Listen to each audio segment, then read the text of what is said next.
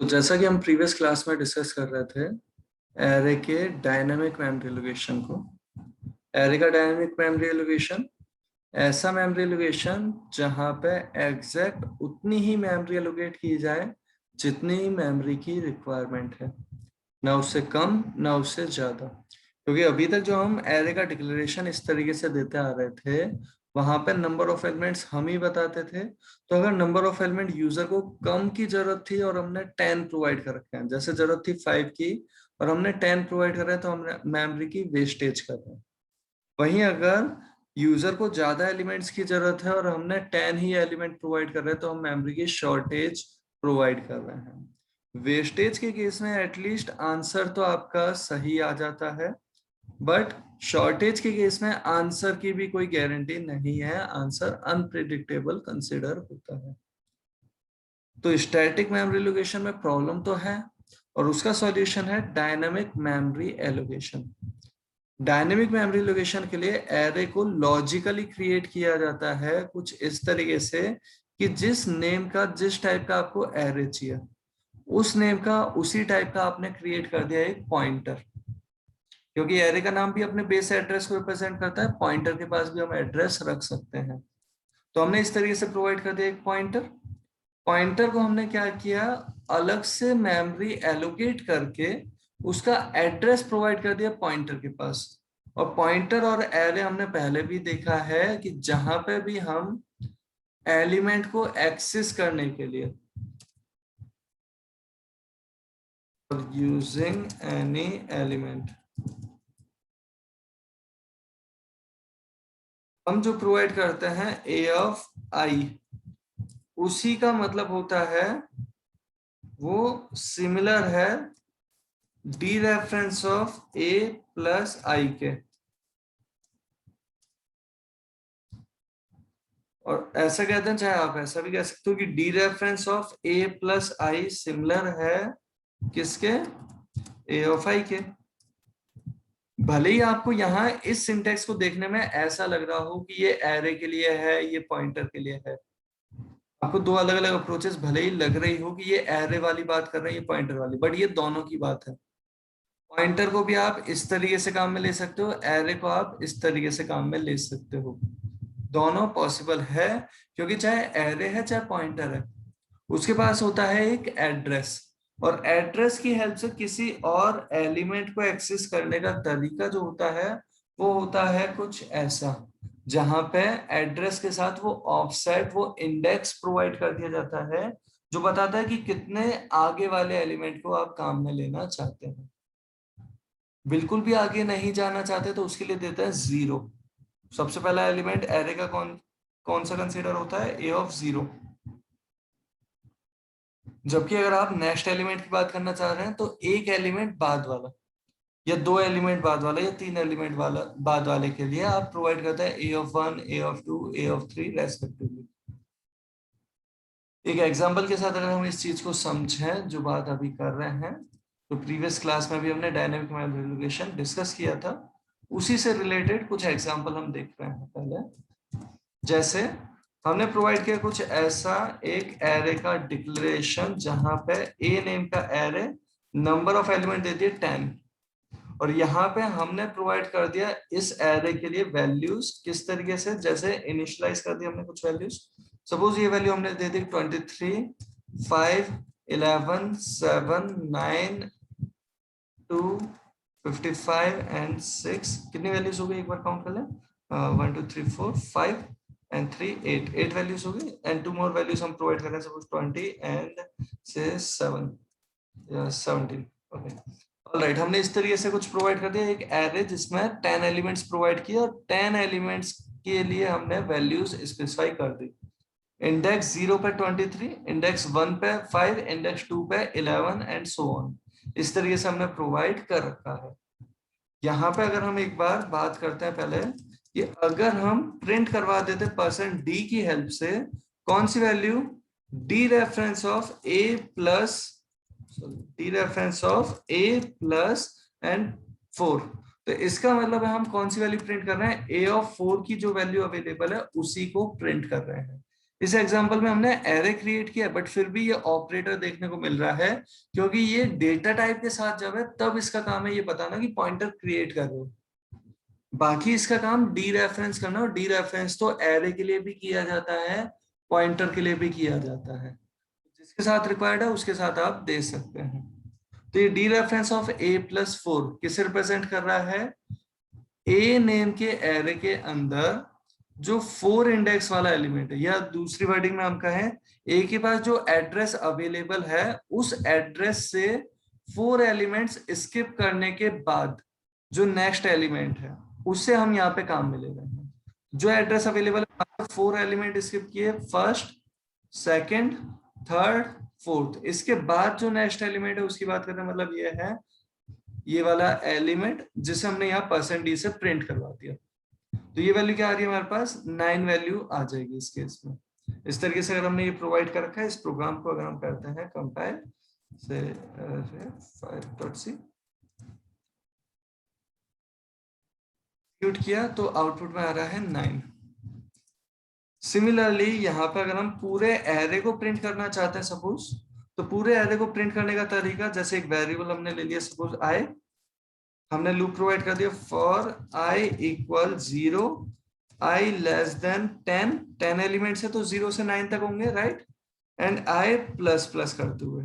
और इस बार हम पूरे एरे को जो प्रिंट करना चाहते हैं तो printf प्रोवाइड किया, %d दिया, साथ में हमने दे दिया क्या, तो %d स्पेस के साथ हम प्रिंट कर रहे हैं, और यहां दे रहे हैं D reference of a+i।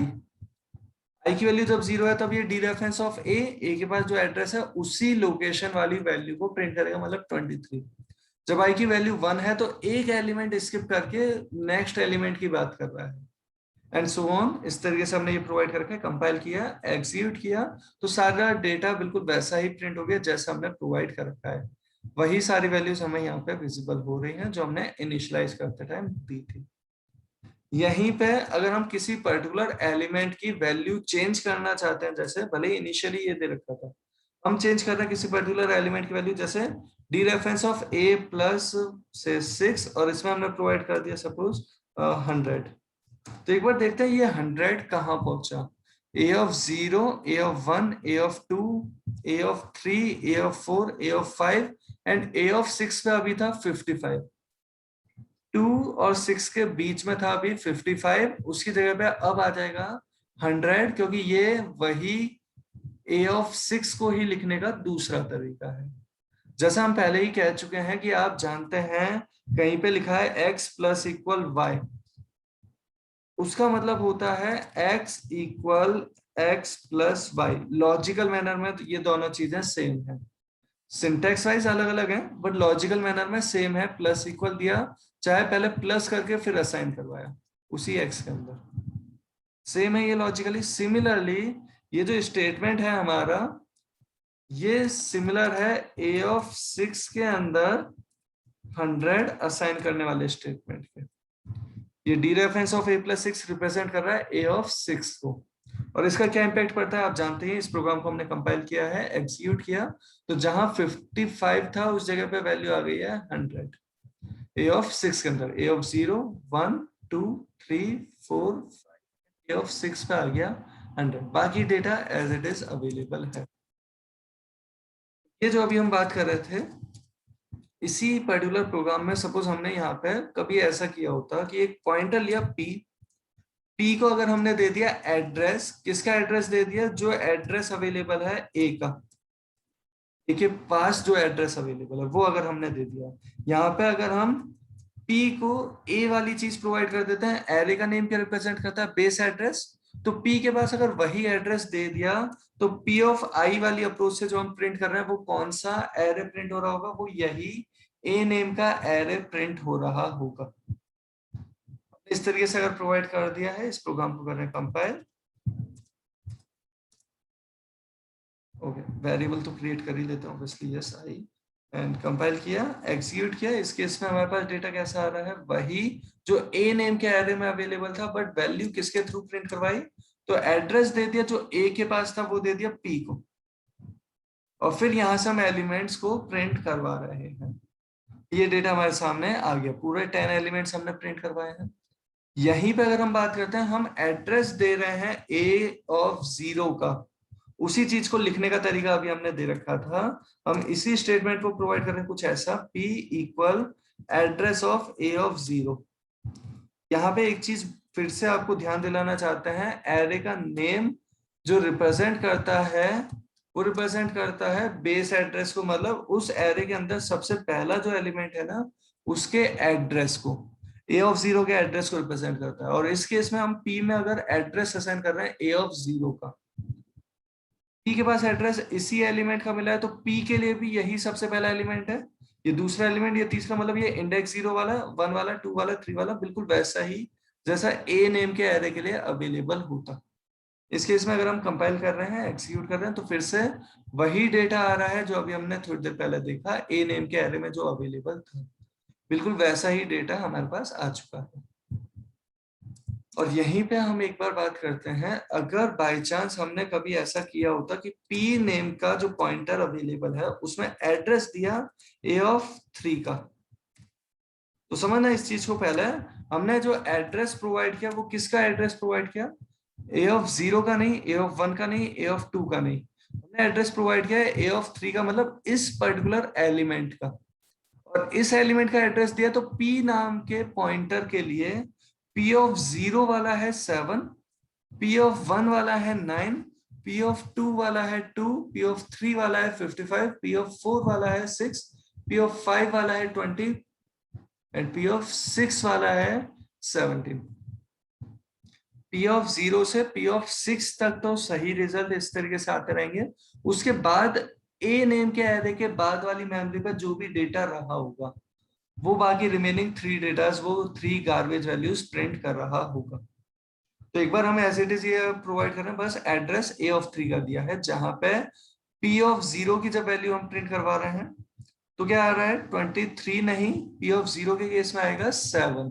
Reason, p के पास एड्रेस कौन सा पहुंचा, a ऑफ 3 का, तो p नेम का एरे, a नेम के इस कंप्लीट एरे के अंदर p नेम का एरे जो है वो यहां से कंसीडर होगा। p पॉइंटर है नो डाउट, बट p को अगर एरे की तरह काम में ले रहे हो तो कुछ इस तरीके से काम में लिया जा सकता है। और यहाँ पे अगर हम इस तरीके का प्रोवाइड कर चुके हैं, सेव करते हैं इस पर्टिकुलर पेज को, अगर हमने इस प्रोग्राम को अगर हमने कंपाइल कर लिया है एंड एग्जीक्यूट किया, तो इस केस में हमारे पास ये वैल्यूज कैसी आ रही है वो ध्यान से देखें। तो 7 से लेके एंड 17 तक ये होपफुली आप सभी को विजिबल है, इंडेक्स 0, 1, 2, 3, 4, 5, 6 ऐसा मानते हुए प्रोवाइड कर दिया, क्योंकि p के पास एड्रेस कहाँ का दिया, a एरे के अंदर इंडेक्स 3 वाला जो था ना 7 जिसकी वैल्यू दे रखी है उसका एड्रेस दे दिया p को, तो p ऑफ 0 ये एलिमेंट है, p ऑफ 1 ये वाला एलिमेंट है, p ऑफ 2 ये वाला एलिमेंट है। और इस केस में हमारे पास डेटा यहां तक तो सही आ रहा है। इसके बाद a नेम का एरे खत्म होने के बाद जिसकी भी मेमोरी रही होगी उनके डेटा ये प्रिंट करने लग गया। यहीं पे अगर हम बात करें, हम इस पूरे एरे को 10 एलिमेंट्स को प्रिंट करने की जगह किसी पर्टिकुलर एलिमेंट को अगर प्रिंट कर रहे होते हैं, अपने दिमाग में सभी सोचना कि क्या आंसर आता है अगर हम एक पर्टिकुलर वैल्यू प्रिंट कर रहे हैं, वो कौन सी, p ऑफ 4 की वैल्यू अगर हम प्रिंट कर रहे हैं तो क्या डेटा आता, आराम से सोचें। तो p ऑफ 4 का मतलब क्या, p के पास जिसका एड्रेस, वहां से 4 एलिमेंट स्किप करने के बाद जो नेक्स्ट एलिमेंट है, 5th एलिमेंट एक तरीके से उसकी बात की जा रही है। तो p के पास एड्रेस दिया था यहाँ का, यहाँ वाला एलिमेंट इंडेक्स 0 बोल सकते हैं आप समझने के लिए चाहो तो, 0 वाला, 1 वाला, 2 वाला, 3 वाला, 4 वाला, इतना स्किप कर दिया नहीं। एलिमेंट कितने स्किप किए, 4 एलिमेंट स्किप किए टोटल, 1 2 3 4 बोलो, या तो स्किप करने का सोच रहे हो तो, या फिर कौन से इंडेक्स को काम में लेना है उसके लिए, 0 1 2 3। नेक्स्ट वाला जो होगा ये है p ऑफ 4। p के पास बेस एड्रेस वाले सेंस में अगर बात करें, p के पास एड्रेस कहाँ का मिला, इस जगह का मिला, 7 जो एलिमेंट था ना, a ऑफ 3, a ऑफ 0 1 2 3। तो इस केस में p के पास एड्रेस मिला है a ऑफ 3 का, उसके रेस्पेक्टिवली p ऑफ 0 है 7, p ऑफ 1 है 9, p ऑफ 2 है 2, p ऑफ 3 है 55 एंड p ऑफ 4 आ जाएगा 6। इस पर्टिकुलर प्रोग्राम को अगर हम करते हैं कंपाइल एंड वन सेकेंड, ये पहले से खुला हुआ है, इसे क्लोज कर देते हैं। हाँ, इस पर्टिकुलर प्रोग्राम को कंपाइल किया एंड एग्जीक्यूट कर रहे हैं, तो आउटपुट में आ रहा है 6। यहीं पे एक छोटी सी चीज और, अगर हमने बाई चांस कभी ऐसा किया होता कि यहाँ पे हमने p के अंदर असाइन कर दिया था a(3) का एड्रेस, एक बार यहाँ लिखते हुए हम यहीं पे लिख रहे हैं, ओके। p के अंदर हमने असाइन किया a(3) का एड्रेस, और फिर हम करते हैं p(2) सपोज 2 में असाइन क्या वैल्यू, p(2) के अंदर हमने असाइन कर दिया सपोज ये 30। इस केस में सॉरी, p(2) के अंदर असाइन कर दिया 30। इस केस में ये 30 किसी पर्टिकुलर लोकेशन पे पहुंच गया होगा। अब हम जो प्रिंट कर रहे हैं वो प्रिंट कर रहे हैं p एरे को नहीं, a वाले एरे को। ध्यान से देखें, a में तो डायरेक्टली कहीं चेंजेस किए ही नहीं, a(3) का एड्रेस दिया था p को, और फिर p(2) में स्टोर कर दिया 30। हम प्रिंट कर रहे हैं a वाले एरे को, a(0), a(1), a(2), तो बिल्कुल वही एलिमेंट्स हैं। ये a(0) है, ये a(1) है, ये a(2) है, एंड सो ऑन। बट यहाँ पे p(0) भी, a(3) भी, ये p(1) भी और a(2) भी, सॉरी p(1) भी और a(4) भी, एंड ये p(2) भी और ये a(5) भी अवेलेबल है। और ये p(2) a(5) के अंदर यहाँ पे कर दिया चेंज, ये वैल्यू हो जाएगी 30। एक बार देख लेते हैं कंपाइल एंड एक्जीक्यूट करके। एंड इस केस में ये जो डेटा आ रहा है, ये 2 रिप्लेस होके आ गया हमारे पास 30। बाकी data as it is available है a नेम के एरे में, p की हेल्प से चेंजेस करा दिए पॉइंटर की हेल्प से। एंड होपफुली यहाँ तक की बात अगर आपको क्लियर है ना, तो आपको एरे एंड पॉइंटर का जो कॉन्सेप्ट है वो आइडिया लग चुका है कि पॉइंटर एक जो हम प्रोवाइड कर रहे हैं उसके पास किसी का भी एड्रेस स्टोर कर सकते हैं, और जहां का एड्रेस दिया वहां वाली लोकेशन हम काम में ले सकते हैं। बस पॉइंटर के केस में मेमोरी उन एलिमेंट्स की नहीं ली जिनमें डेटा रखना है, केवल एड्रेस रखने वाली मेमोरी ली। जबकि एरे के केस में हम ऐसा कह सकते हैं कि एरे एक कांस्टेंट पॉइंटर है, एक ऐसा पॉइंटर है जिसे मेमोरी मिली कुछ एलिमेंट्स की, जितने एलिमेंट हमने बता रखे थे, जैसे 10 बताया, 10 एलिमेंट्स की मेमोरी मिली, और उसका स्टार्टिंग एड्रेस लाके खुद ने ही रख लिया। हम उस एड्रेस को चेंज नहीं कर सकते, हम ए के अंदर किसी और चीज का एड्रेस नहीं दे सकते अगर ए नेम का हमने इस तरीके से एरे क्रिएट कर रखा है। तो ए के अंदर हम नई चीज असाइन नहीं कर सकते, ए जो एड्रेस है उसे चेंज नहीं कर सकते। तो ए एक कांस्टेंट पॉइंटर की तरह अवेलेबल है, ये उसी लोकेशन को ही रेफर करेगा जहां पे हमने ये 10 एलिमेंट्स की मेमोरी प्रोवाइड की है। जबकि पॉइंटर के पास एड्रेस हम कहीं का भी दे सकते हैं। अगर हमने a(0) का दिया तो ये पॉइंटर यहां से खुद को कंसीडर कर रहा था, स्टार्ट हो गया, एंडिंग की कोई लिमिट नहीं है। सिमिलरली अगर हमने एड्रेस a(3) का दिया तो ये स्टार्ट कहां से होता है, यहां से स्टार्ट हो रहा होता, एंडिंग की कोई लिमिट नहीं है। वो आपके इम्प्लीमेंटेशन पे डिपेंड करेगा, आप कहाँ तक काम में लेना चाह रहे हैं। जहां तक डेटा यूजर से रीड किया वहीं तक काम में लोगे, जहां तक मेमोरी है वहीं तक काम में लेना चाहोगे। तो अगर आपको यहाँ तक की बात क्लियर है, तो अब हम वापस से वही डायनेमिक मेमोरी एलोकेशन की बात करना चाहेंगे।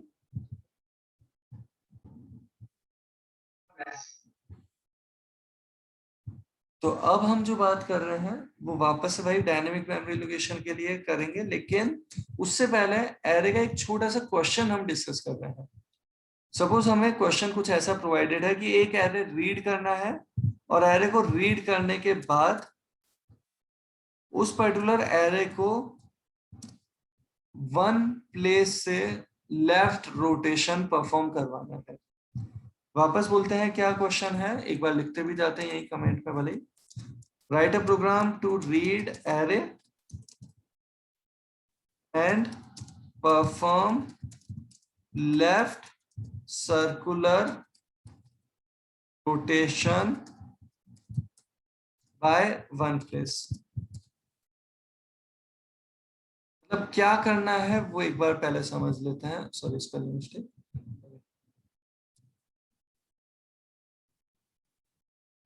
लेफ्ट सर्कुलर रोटेशन हम परफॉर्म करना चाहते हैं बाय वन प्लेस, और इस क्वेश्चन को अगर हम समझें तो एरे अगर हमारे पास कुछ इस तरीके का अवेलेबल है जहां पे यूजर ने फॉर एग्जांपल 12, 3, 7, 11, 2, 9, 50 ऐसा कुछ अगर ये एरे प्रोवाइड कर दिया, तो इस केस में आउटपुट जो हमें चाहिए वो क्या होना चाहिए, तो सबको लेफ्ट साइड में धक्का दिया एक एक प्लेस से। जैसे बहुत सारे कैंडिडेट बैठे हुए हैं चेयर पे, सबको लेफ्ट साइड में कहा कि आप शिफ्ट हो जाओ, एक चेयर से शिफ्ट हो जाओ, तो सबसे लेफ्ट वाला जो है वो यहाँ से हट गया। साथ के साथ सब अगर यहाँ लेफ्ट साइड में शिफ्ट होंगे, मतलब यहाँ 3 आ गया, यहाँ 7 आ गया, यहाँ 11, 2, 9 एंड 50। तो ध्यान से समझना क्या हुआ, सबसे लास्ट वाले प्लेस का डेटा उससे पहले वाली पोजीशन पे आ गया। हर प्लेस का, हर एक प्लेस का डेटा लेफ्ट साइड में आपने शिफ्ट करवा दिया। तो सबसे पहला डेटा सर्कुलर रोटेशन की बात है, तो सबसे स्टार्टिंग वाला डेटा कहाँ प्रोवाइड कर देंगे, सबसे लास्ट में प्रोवाइड कर देंगे। अगर ये एरे था index 0, 1, 2, 3 and so on 4, 5, 6, index 0 से 6 तक अवेलेबल था डेटा, तो यहाँ पे वापस से वही डेटा है, बस चेंज हो गया थोड़ा सा। क्या, इंडेक्स 0 पे वो आ गया जो इंडेक्स 1 पे था, इंडेक्स 1 पे वो आ गया जो इंडेक्स 2 पे था, एंड सो ऑन आगे शिफ्ट हो गए। इंडेक्स 5 पे आ गया वो जो इंडेक्स 6 पे था, और इंडेक्स 6 पे वो चला गया जो इंडेक्स 0 पे अवेलेबल था। मेमोरी में कोई एलिमेंट इधर उधर नहीं हुआ, एलिमेंट की वैल्यू इस तरीके से चेंज की। ये अगर हमें इम्प्लीमेंटेशन प्रोवाइड करना है तो कैसे कर रहे हैं उसे समझते हैं। तो हम जो वेरिएबल क्रिएट करना चाहते हैं वो यहाँ पे हम क्रिएट कर रहे हैं, जैसे कुछ इस तरीके से हमने ये वेरिएबल प्रोवाइड कर दिया। यहाँ पे हम सबसे पहले तो एरे रीड करना चाहते हैं, अगर तो हमने मैसेज प्रोवाइड किया जैसे enter number of elements. Value read करने के लिए हमने दे दिया स्कैनफ, और स्कैनफ के साथ हमने प्रोवाइड कर दिया एंड इस तरीके से एन रीड कर लिया। फिर लूप प्रोवाइड करता है एरे रीड करने के लिए। अभी एन रीड किया, नंबर ऑफ एलिमेंट पूछे, यूजर को कितने की जरूरत है। स्टैटिक एरे वाली अप्रोच से एक बार इस क्वेश्चन को सॉल्व कर रहे हैं, फिर डायनेमिक मेमोरी एलोकेशन के साथ इस तरीके से हमने प्रोवाइड कर दिया i++ करते हुए। और इस पर्टिकुलर प्रोग्राम में यहाँ पे हमें जो डेटा रीड करना था वो रीड कर रहे हैं। पहले कुछ मैसेज देना चाह रहे हैं तो मैसेज दिया, जैसे एंटर वैल्यू, और जैसे ये मैसेज हमने प्रोवाइड कर दिया, डेटा रीड करने के लिए दे रहे हैं स्कैनर, साथ में दे दिया हमने %t and address of a of i। ये रीड कर लिया, और जैसे ये रीड कर लिया, अगर आप चाहते हो सेम एरे प्रिंट करना तो बिल्कुल आप बीच में सेम एरे भी प्रिंट कर सकते हो। जैसे हमने प्रिंटफ से मैसेज दिया गिवन एरे इज, आप चाहे तो ये फंक्शन प्रोवाइड कर सकते थे रीड करने वाला या प्रिंट करने वाला, और उसके करस्पॉन्डिंग भी काम किया जा सकता है। बट अभी अलग से कोई और फंक्शन लिए बिना हम प्रिंटफ में ही देखते हैं ये चीजें ना। तो गिवन एरे इज, और हमने इस तरीके से ये वैल्यूज प्रिंट करनी चाहिए, स्पेस से सेपरेट करते हुए, एड्रेस नहीं उनकी वैल्यू। तो a ऑफ i को हम प्रिंट करते जा रहे हैं, और अगर सेम लाइन में ही प्रिंट करना है by chance given array is के साथ, तो इस तरीके से प्रोवाइड कर दिया। जैसे ये सारी वैल्यूज प्रिंट कर देता है, उसके बाद हम यहाँ पे क्या कर रहे हैं, वो शिफ्टिंग परफॉर्म कर रहे हैं, जो हमें वो सर्कुलर रोटेशन जो परफॉर्म करना है उसके लिए जो रिक्वायर्ड था। और उसके लिए अगर हम बात करें तो क्या करना चाह रहे हैं, इंडेक्स 1 वाले को 0 पे, ध्यान से देखो, 1 वाले को 0 वाली पोजीशन पे ला रहे हैं, 2 वाले को 1 वाली पोजीशन पे ला रहे हैं, 3 वाले को 2 वाली पोजीशन पे ला रहे हैं, एंड सो ऑन। इस तरीके से सबसे लास्ट वाला जो एलिमेंट है इंडेक्स 0 से लेस देन n, तो लेस देन n वाले को हम उससे पहले वाली पोजीशन पे लाना चाहते हैं। तो हमने एक लूप प्रोवाइड किया, वो लूप कैसे उसे समझे, for i equal 1, i less than n, i++। ये हमने लूप प्रोवाइड किया जहां पे हम 1 वाले को 0 वाले पे, 2 वाले को 1 वाले पे, i वाले को i-1 वाले पे असाइन करना चाहते हैं। तो i-1 पोजीशन पे असाइन कर दिया a ऑफ i को। बहुत सिंपल सी बात है। बट ऐसा अगर हम कर रहे हैं तो सबसे पहले जो डेटा असाइन होगा, 3 असाइन जैसे ही होगा यहाँ इंडेक्स 0 वाली जगह पे, तो 12 गायब हो जाएगा। ओवरलैपिंग हम जानते हैं, मेमोरी पे पहले भी बात कर चुके हैं बहुत सी बार। तो जैसे ही a ऑफ 0 पे 3 आएगा तो 12 गायब हो जाएगा। तो एक काम कर रहे हैं हम, t एक वेरिएबल हमने अलग से लिया, एक टेम्परेरी वेरिएबल, जिसमें सबसे पहले हमने a ऑफ 0 को संभाल के रख लिया। जैसे ही a ऑफ 0 की वैल्यू हमने t में भेज दी, कहीं और वेरिएबल है, सपोज यहाँ पे मान लें थोड़ी देर के लिए, वो वेरिएबल है, 12 भेज दिया यहाँ। अब 3 भेज दिया हमने कहा a ऑफ 0 पे, फिर 7 भेज दिया हमने कहा 3 वाली जगह पे a ऑफ 1 पे, सिमिलरली 11 यहाँ एंड 2 यहाँ, यहाँ पे आ जाएगा 9, यहाँ पे आ जाएगा 50। और जैसे इतना ये लूप चल गया, लास्ट एलिमेंट 50 के लिए चला तो उससे प्रीवियस पे इसे लेके आ गया। तो यहां तक ये लूप चल गया। उसके बाद क्या करना है, जो टेम्परेरी में हमने सेव किया उसे ले जाके स्टोर कर देंगे यहाँ सबसे लास्ट एलिमेंट में। एरे के अंदर सबसे लास्ट एलिमेंट कौन सा है, होपफुली आप सभी को पता है, a ऑफ n-1 वो है सबसे लास्ट एलिमेंट। n अगर 5 है तो 0 से 4 तक होते हैं, n अगर 6 है तो 0 से 5 तक होते हैं। n-1 पे होता है सबसे लास्ट एलिमेंट, वहां पे जो टी में पहुंचाया था सबसे पहला एलिमेंट उसे हमने कॉपी कर दिया सबको शिफ्ट करने के बाद। और इस तरीके से जब हमने प्रोवाइड कर दिया तो अब हमारे पास जो रिजल्टेंट एरे आ रहा है वो एक बार देख लेते हैं वापस उसी तरीके से एरे प्रिंट करते हुए। ये हमारी शिफ्टिंग वाला टास्क तो परफॉर्म हो चुका है, एक बार ऐसे हमने एक्स्ट्रा कमेंट दे दिया। यहाँ पे हम रिजल्टेंट एरे प्रिंट करना चाह रहे हैं, वो देखते हैं एक बार। रिजल्टेंट एरे हम प्रिंट कर रहे हैं, बिल्कुल वैसा ही लूप कॉपी पेस्ट ही किया है सिंपली। इस पर्टिकुलर प्रोग्राम को हम कर रहे हैं कंपाइल।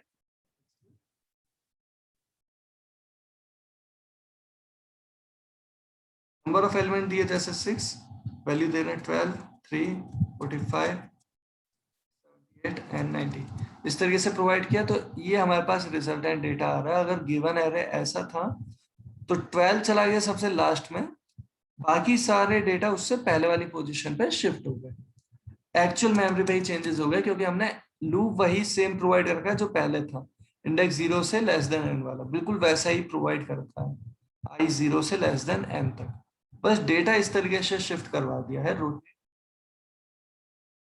तो होपफुली आप सभी को इस बात का आइडिया लगा होगा। बीच में लाइन चेंज करना चाह रहे हैं तो यहाँ स्लैश n हमने प्रोवाइड कर दिया, कंपाइल किया, एक्सिक्यूट किया। नंबर ऑफ एलिमेंट दिए 5, वैल्यू दे रहा है कुछ भी रैंडमली।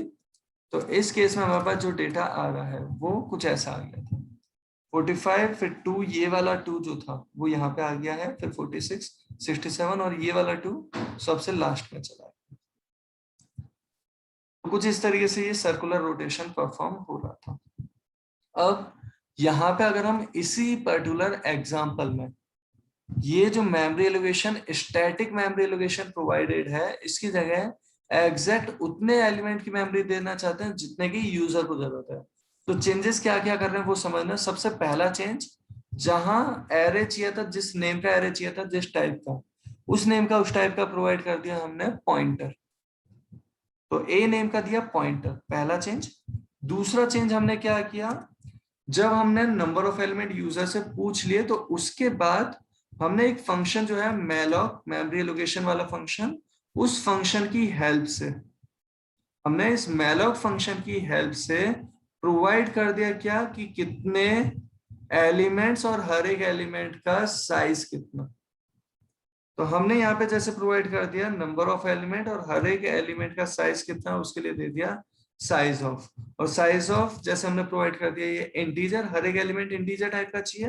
तो यहाँ एरे जिस टाइप का चाहिए था इंटीजर टाइप का, तो हर एक एलिमेंट का साइज कितना होगा वो साइज ऑफ से चेक कर रहे हैं। यहाँ पे डेटा टाइप कौन सा, जो हर एक एलिमेंट के लिए आपको टाइप चाहिए था उसका साइज। और इतनी मेमोरी ये मैलॉक एलोकेट करेगा जो वॉइड पॉइंटर में लेके आएगा। हमें लेकिन स्टोर करना है इंटीजर पॉइंटर में, क्योंकि इंटीजर एरे की तरह काम में लेना चाहते हैं। तो ए के अंदर स्टोर करना है, तो ए का जो डेटा टाइप है उस टाइप में टाइप कास्ट कर दिया मैलॉक से रिटर्न हुए एड्रेस को जो वॉइड पॉइंटर में आया था। फाइनली ये मेमोरी एलोकेट हो गई है। अब हम इसे एरे को काम में ले रहे हैं बिल्कुल उसी तरीके से जैसे अभी थोड़ी देर पहले देख रहे थे। और सबसे लास्ट में, तो अभी तक हमने क्या किया, पहला चेंज तो एरे की जगह पॉइंटर क्रिएट। दूसरा चेंज, जब नंबर ऑफ एलिमेंट पूछ ले उसके बाद मैलॉक की हेल्प से या किसी ऐसे फंक्शन जो मेमोरी एलोकेट करता है उसकी हेल्प से हमने मेमोरी यहाँ पे प्रोवाइड कर दी, ए नेम के पॉइंटर को एड्रेस असाइन करवा दिया। वो बात अलग है, इस बीच में हमें ये टाइप कास्टिंग करनी पड़ी, ये एक्सप्रेशन सॉल्व करनी पड़ेगी कि मेमोरी चाहिए तो कितनी मेमोरी चाहिए वो सॉल्व करना पड़ा। बट फाइनली ये हमने दूसरा चेंज प्रोवाइड कर दिया कि मेमोरी एलोकेट करवा दी उन एलिमेंट्स के लिए, क्योंकि पहले केवल पॉइंटर को मेमोरी मिली थी, एड्रेस रखने की जगह मिली थी। बट एड्रेस कहाँ का रखना है, कहाँ वो वैल्यूज रखना चाहते हो, वो एलिमेंट्स की मेमोरी यहाँ पे एलोकेट करके एड्रेस दे दिया ए को। और फिर उसके बाद ए को पॉइंटर था बट एरे की तरह काम में ले रहे हैं, क्योंकि एक लॉजिकल मैनर में एक एरे अवेलेबल हो गई है। और इस एरे को जब हम काम में ले लेते हैं तब हम फाइनली उस अलग से जो मैलॉक की हेल्प से जो मेमोरी मिली है ना, उस मेमोरी को फ्री करना चाहते हैं। पॉइंटर की मेमोरी नहीं, पॉइंटर के पास वो जो एड्रेस दिया जिस लोकेशन का, जहां पे बाकी सारे डेटा स्टोर किए जा सके हैं। ए पॉइंटर था, उसके पास तो केवल एड्रेस रख रहे थे, बट वैल्यू तो कहीं रख रहे हैं ना, एरे के लिए वैल्यू, तो जहां वो वैल्यू रख रहे हैं वो मेमोरी हमने अलग से ली थी, और उस अलग से ली हुई मेमोरी को फ्री करने के लिए प्रोवाइड कर दिया फ्री फंक्शन।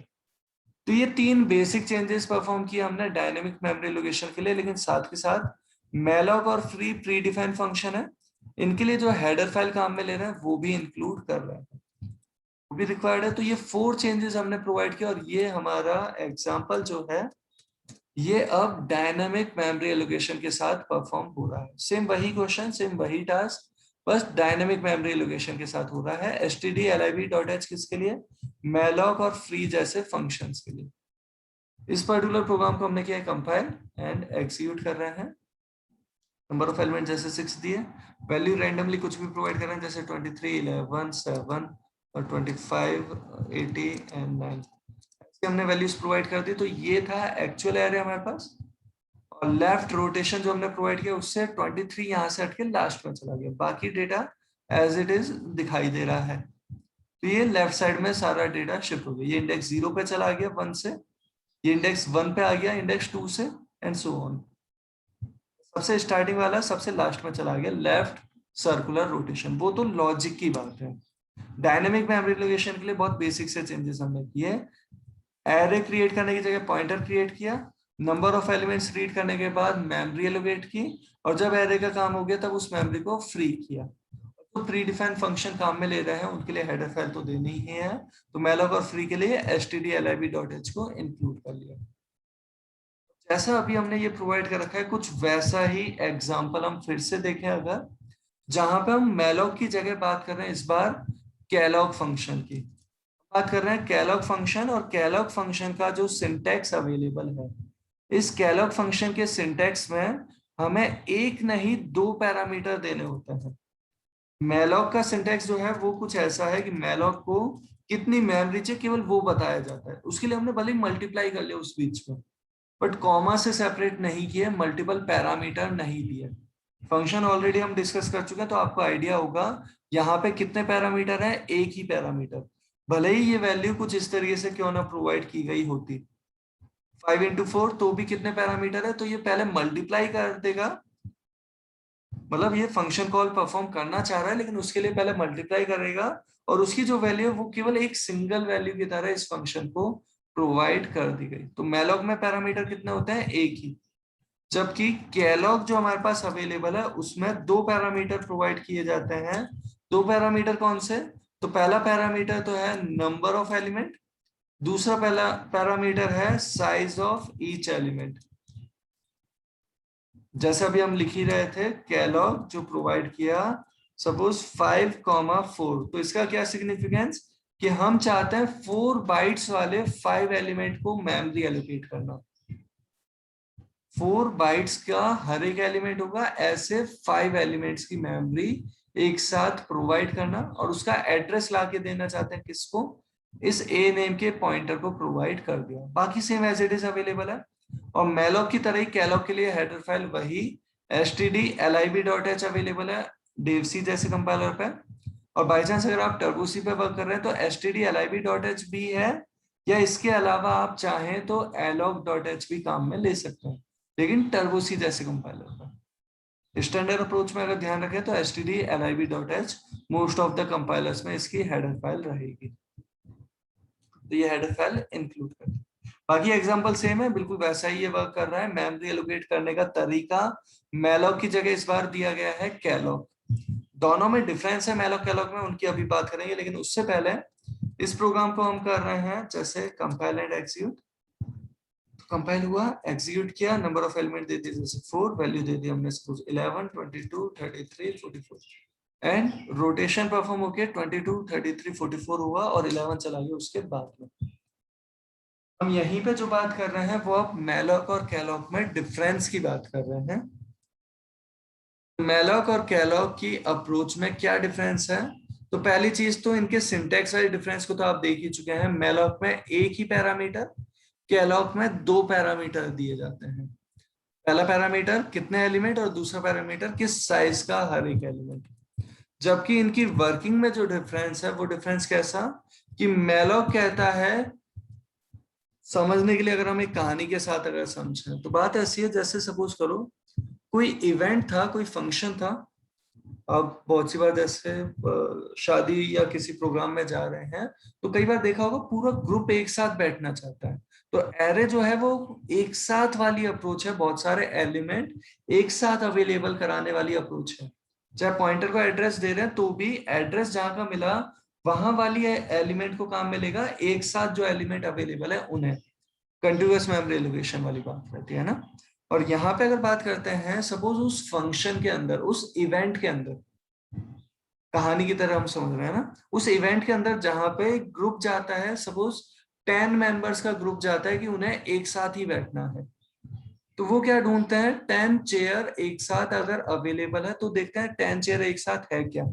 अगर है तो कह देते हैं हाँ वो रही जगह, वहां पे हम सब जाके बैठ जाते हैं।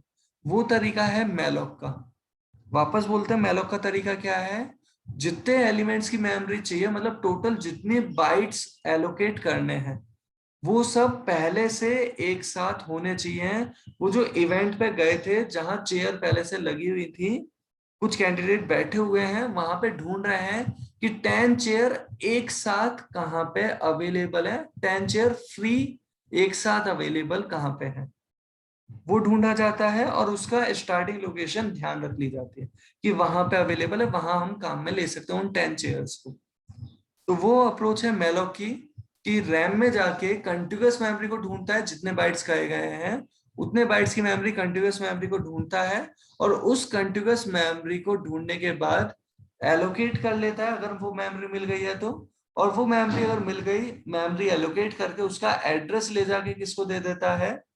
तो उसका एड्रेस ले जाके दे देता है उस पॉइंटर को जो हमने यहाँ पे प्रोवाइड कर रखा है।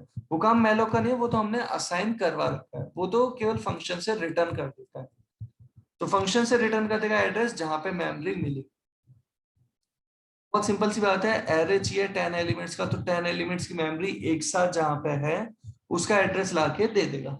ये काम है मैलॉक का। बट बाय चांस अगर उसे इतनी मेमोरी एक साथ मिली ही नहीं, कभी ऐसा हुआ कि जितनी मेमोरी आप एलोकेट करवाना चाह रहे हो उतनी मेमोरी एक साथ है ही नहीं, तो एक ऐसा एड्रेस ला के देगा जो कहीं पे भी एग्जिस्ट नहीं करता, वो है नल।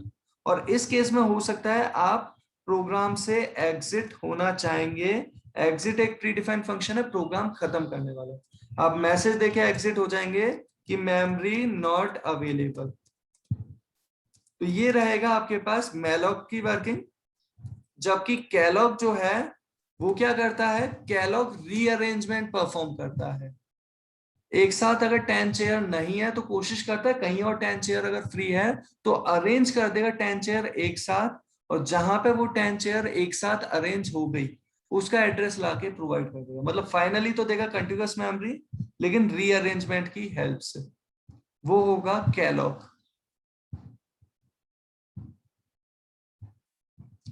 होपफुली यहां तक की बात का आइडिया लगा होगा।